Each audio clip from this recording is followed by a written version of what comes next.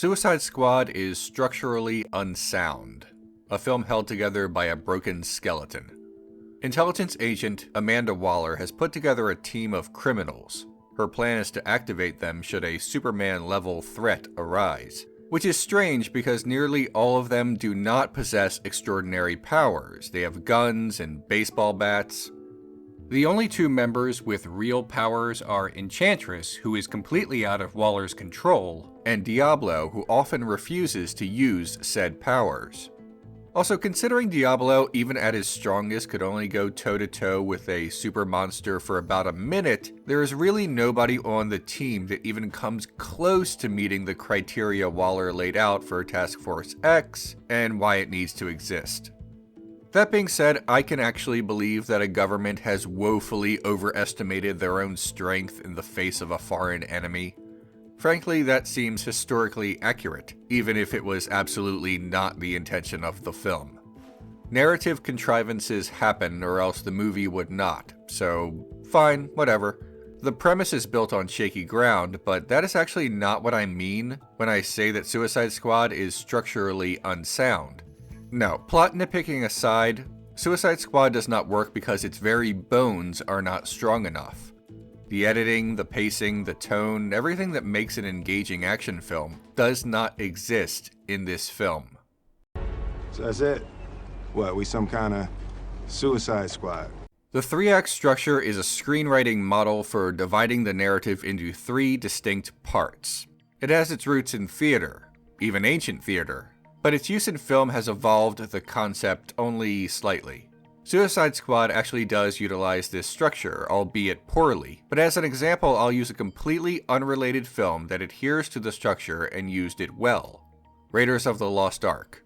Easiest example I can think of due to the strict adherence to the three-act structure and the fact that everybody knows how this movie goes, even if one has never seen it due to cultural osmosis.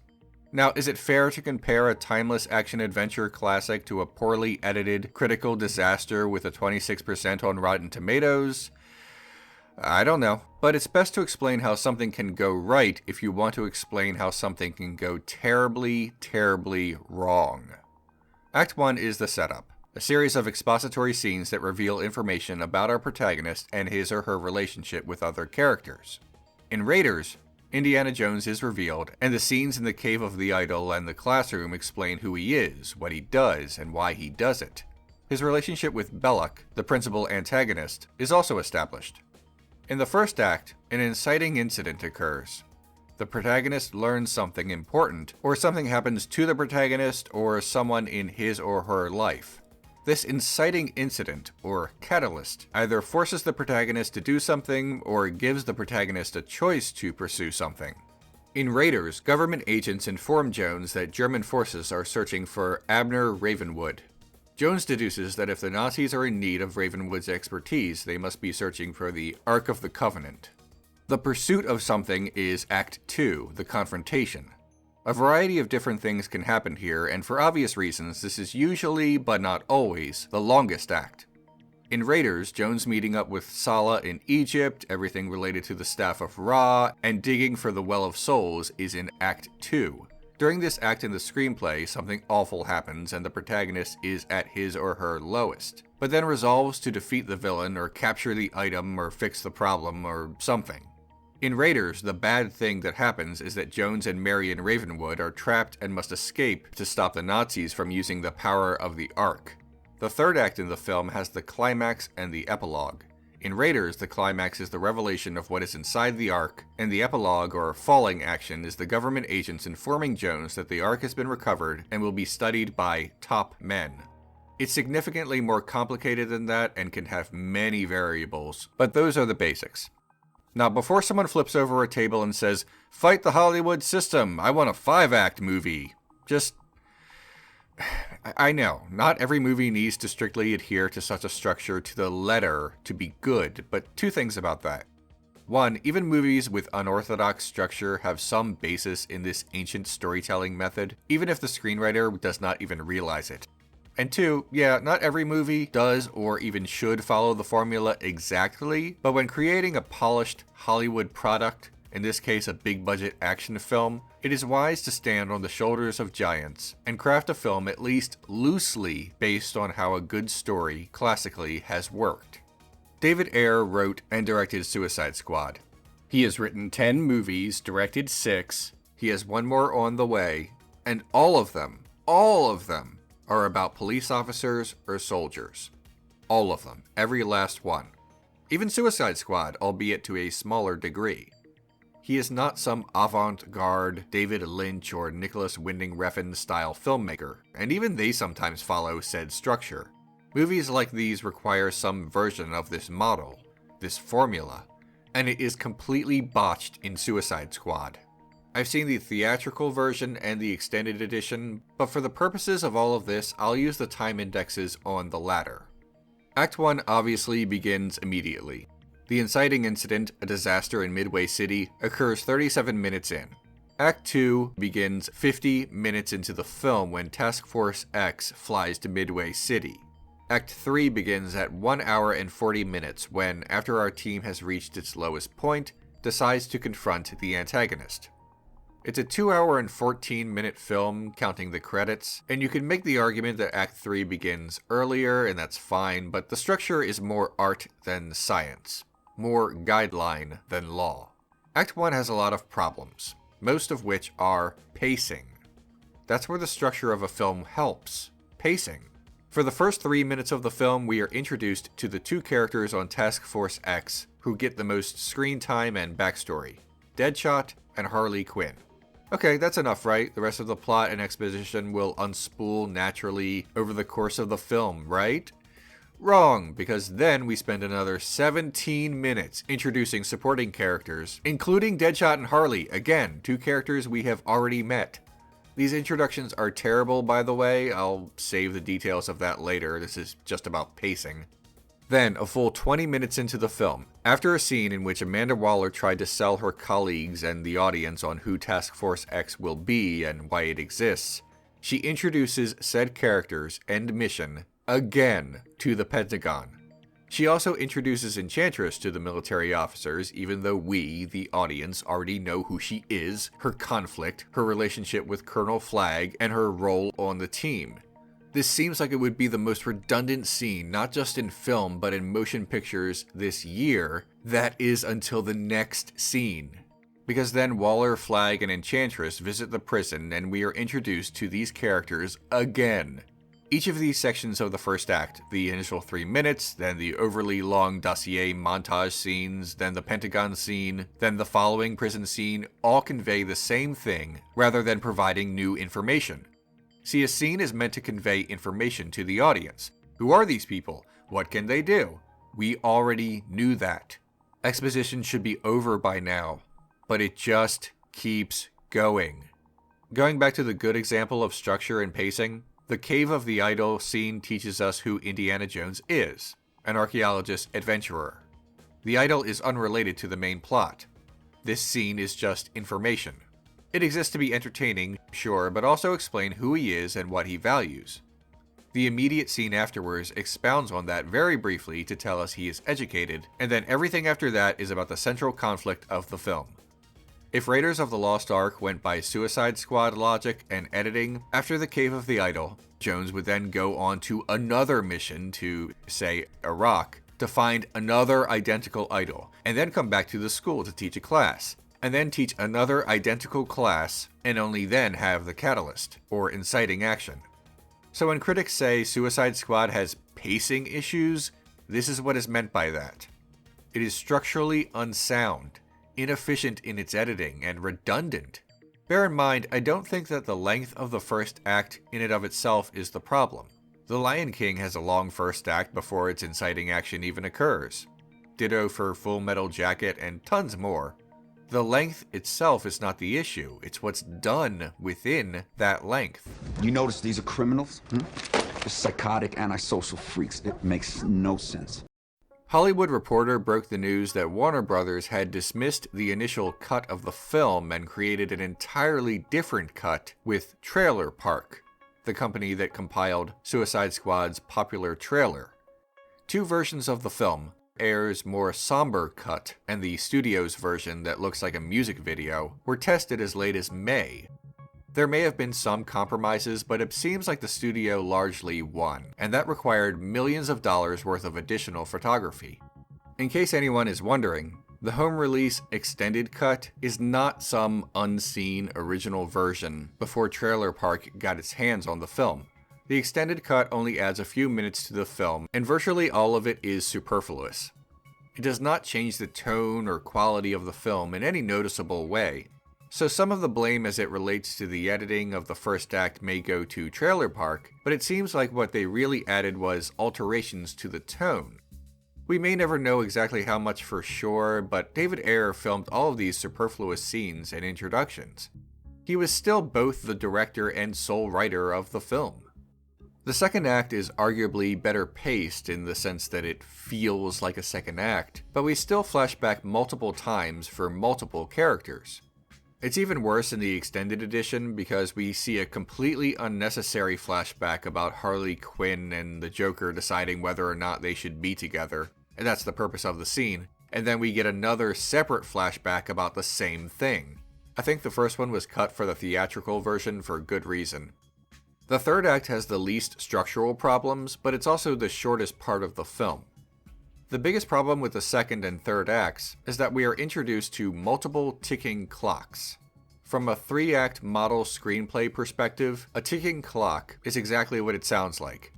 Motivation for the protagonist to hurry up and stop the antagonist before something terrible happens, or before the bomb goes off, or before the kidnapper kills the hostage, etc.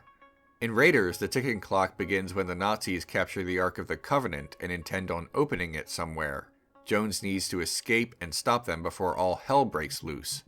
It focuses the audience's attention on a singular goal and creates suspense. In Suicide Squad, there are multiple ticking clocks, which is not always a problem except that they overlap with one another and create a confusing, scattershot mess. What appears to be the central conflict is Task Force X rescuing someone from Midway City before the monsters get to her. This individual turns out to be Amanda Waller herself. While this is happening, at the same time, there is this secondary ticking clock of the Joker closing in on Harley Quinn and the rest of the team. We get constant updates through text messages about his location in relation to Quinn. Side note here, a corrupt guard gives Quinn a smartphone in front of many witnesses and explicitly tells her it's from Mr. J. How did nobody see this? Everyone is staring directly at them and listening to them as this happens. This does not happen on the down low, all secret, okay? Alright, Sorry, moving on. This movie is just so stupid. Alright, so a lot of this is happening all at once. You may have noticed I keep referring to a singular protagonist when explaining character motivation and plot points. That's because most movies have a main character, one protagonist.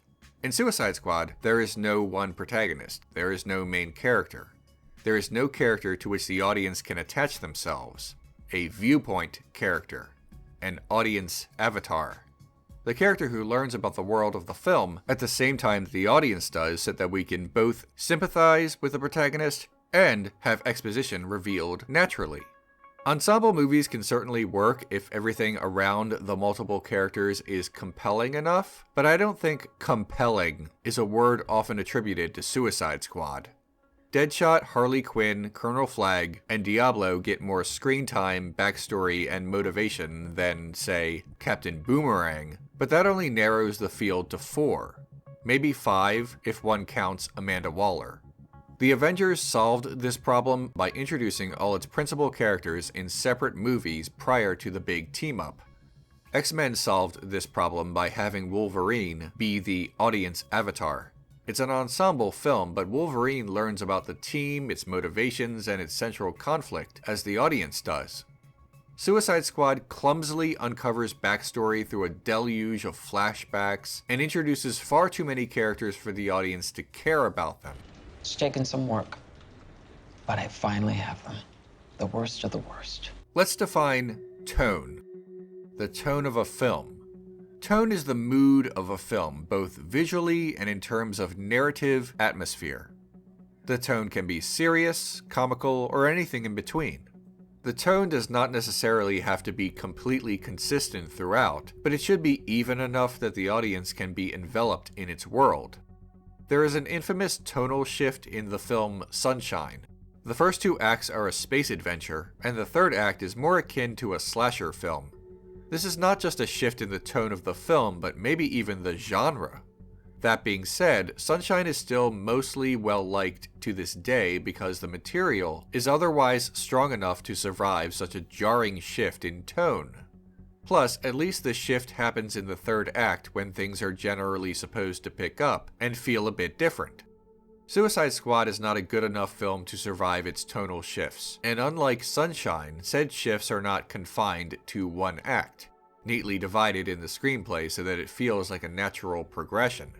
Suicide Squad alters course from scene to scene, switching from incredibly brutal and ugly to comical. The members of Task Force X are frequently tortured, beaten, and humiliated by the guards and soldiers. It is a disgusting attempt by the filmmaker or studio to be edgy, but comes across as revolting and phony. Some of the tone problems come from the aforementioned reshoots and re-edit of the film, absolutely, but some of it is embedded into the very DNA of the film and cannot be entirely explained away by studio meddling. Example, Slipknot. Remember him? If you don't, that is understandable because he's the only member of Task Force X who does not get a flashback or an explanation of who he is through Waller's files. After the entire team is assembled, this other character, Slipknot, just shows up. Someone says, "There's Slipknot, the man who can climb anything." Great, alright, that's oddly placed and tonally jarring, considering everyone else got an obnoxious music video to introduce themselves, and Slipknot gets a description so short that it could fit within the character limit of a tweet, but fine, whatever moves the plot along at a faster pace. Slipknot is basically a red shirt, a character who exists purely to inform the audience of the stakes and consequences. That's why the movie didn't bother telling us about him, which really telegraphs his death. That is terrible writing. He dies almost immediately after being persuaded to make a run for it. Colonel Flagg brutally murders him with a remote control head explosion, and he swings from his grappling hook. Harley remarks, "Now that's a killer app," in what I'm guessing is supposed to be an applause line. Everyone's theater experience is different, but I groaned audibly when this happened, and so did the person who was with me, and so did virtually everyone else in the audience. It's a dad joke immediately after a senseless killing. This is what I mean by tone problems. There is a lot of cringy stuff in the film. Everything from the romanticization of the abusive relationship between Joker and Harley, to scenes of almost sexualized violence against Harley, and just violence and threats against women in general. Context is everything, but these are not dramatic scenes meant to establish a threat. In this film, the violence and threats against women are usually played for laughs. I will knock your ass out. I do not care that you're a girl. Have a good time, scumbag. Straight up. She had a mouth. Ha ha. Abusing women. Oh, you're so funny, you tone-deaf dumpster fire movie. The grimy, filthy grease of the movie is somehow punctuated with an overabundance of recognizable popular songs. On their own, they're not bad, but the way they are used, one after another, rarely breaking, rarely giving us necessary silence, is awful. Just a cacophony of Eminem and songs that are so on the nose that they become laughable. 30 seconds into the film, House of the Rising Sun starts playing because we are seeing a place, a setting that is bad. You know, in Louisiana, like the song says. A full 1 minute later, You Don't Own Me plays over Harley Quinn's introduction. Get it? Because she's a strong woman, who literally wears a jacket that says she is property of the Joker on the back. Alright, clearly this song was chosen long after shooting ended. These are trailer songs. Then less than 2 minutes later, Sympathy for the Devil plays as we are introduced to Amanda Waller. Because she's like the devil, get it? Harley even calls her the devil later. and we're supposed to sympathize with the bad guys in this movie. Yeah. 2 minutes later, we get a rap song called Standin' in the Rain because Will Smith. And then Super Freak because, oh, that Harley Quinn, she is super freaky. Yow.